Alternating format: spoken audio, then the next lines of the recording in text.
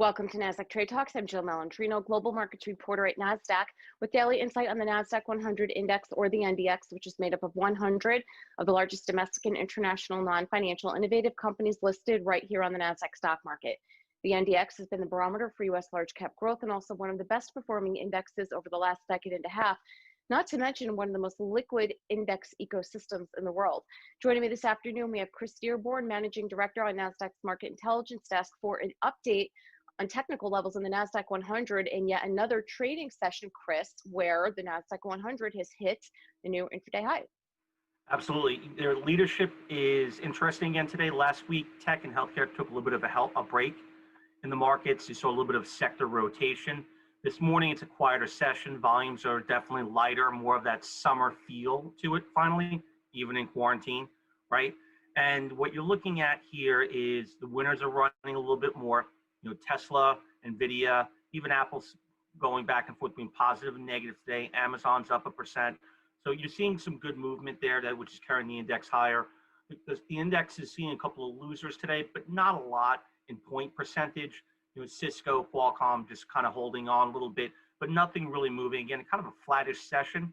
And with the path of least resistance being to the upside, you're going to see on these light volume days, the markets move higher, especially the NDX.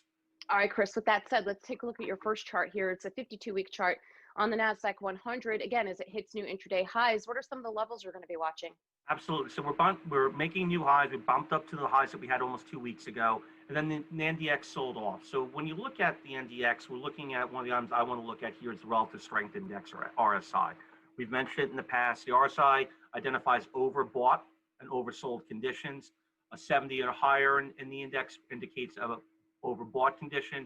30 and lower indicates an oversold condition.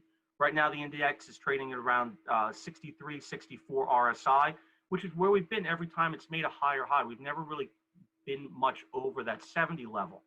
So last week, the NDX sold off at the end of the week, the end of a week and a half ago, and then into Monday.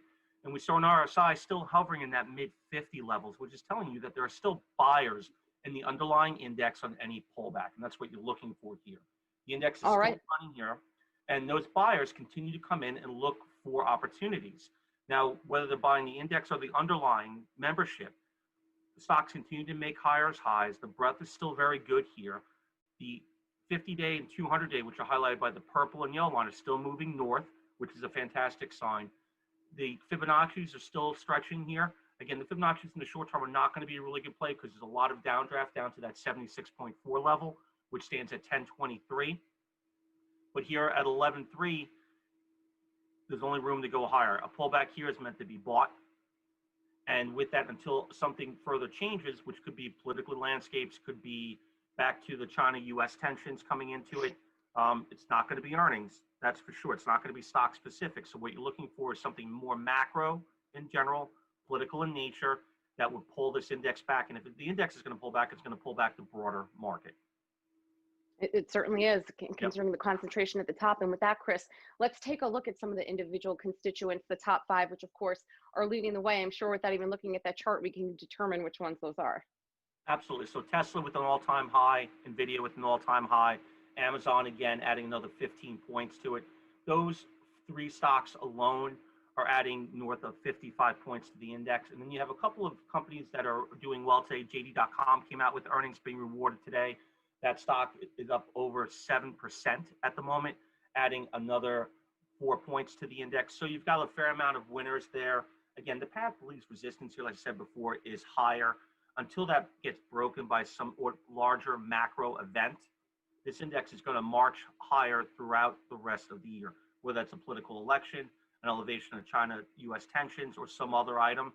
Look for this index to be bought on pullbacks along with the membership, and look for higher highs when that starts to play out with the broader market on positive news. All right, Chris, great stuff as always. Thanks for joining us on Trade Talks. Thanks, Jill. And thanks for joining me. I'm Jill Malandrino, global markets reporter at Nasdaq.